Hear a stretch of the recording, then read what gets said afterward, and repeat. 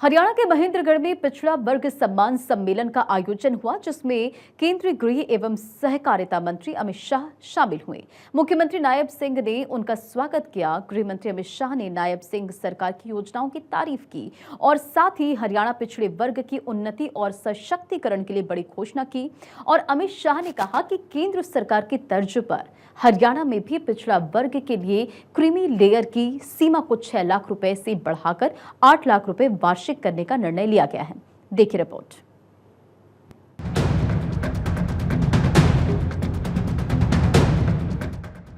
हरियाणा केंद्रीय विश्वविद्यालय प्रांगण में पिछड़ा वर्ग सम्मान सम्मेलन में केंद्रीय गृह मंत्री अमित शाह बतौर मुख्य अतिथि पहुंचे।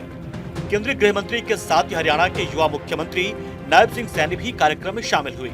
गृह मंत्री शाह ने हरियाणा के जवान, किसान और खिलाड़ियों की तारीफ की। शाह ने कहा, हरियाणा में सबसे ज्यादा जवान सेना में भेजे जाते हैं, सबसे ज्यादा मेडल यही के धाकड़ लाते हैं। देश का अन्न भंडार भरने वाले हरियाणा के किसान ही हैं। शाह ने कहा कि हमने यहाँ पिछड़ा वर्ग के बेटे को मुख्यमंत्री बनाया है, जो अब भी कॉमन मैन बनकर ही काम कर रहे हैं। सबसे पहला यहाँ की माताओं ने अपने इतने लाल सेना में भेजे हैं। मैं आज जिस भूमि पर हूं, इस भूमि की माताओं ने सबसे ज्यादा अनुपात में अगर सेना में जवान भेजने का काम किया है तो मेरे हरियाणा की माताओं ने किया है।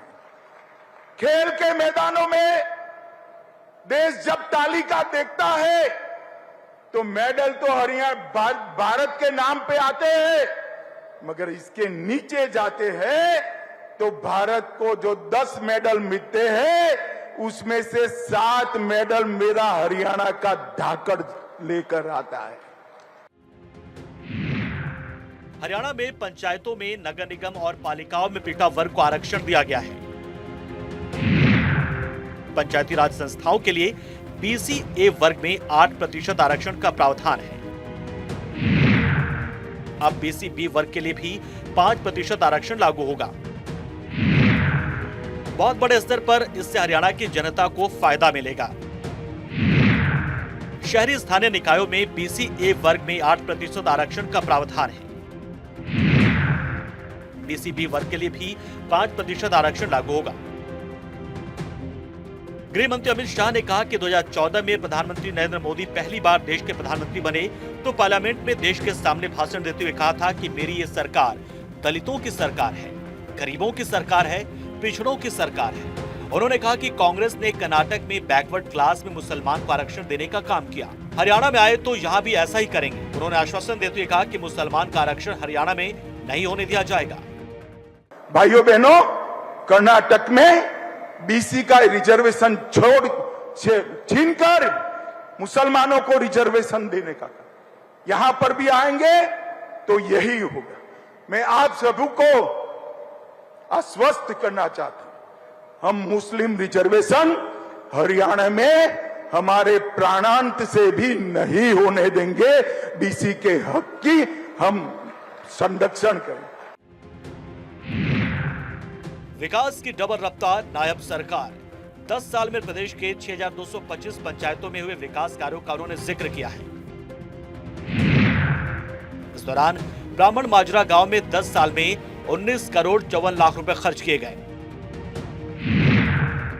जबकि कलिंगा में 17 करोड़ 74 लाख, तिगांव में 84 करोड़ 33 लाख,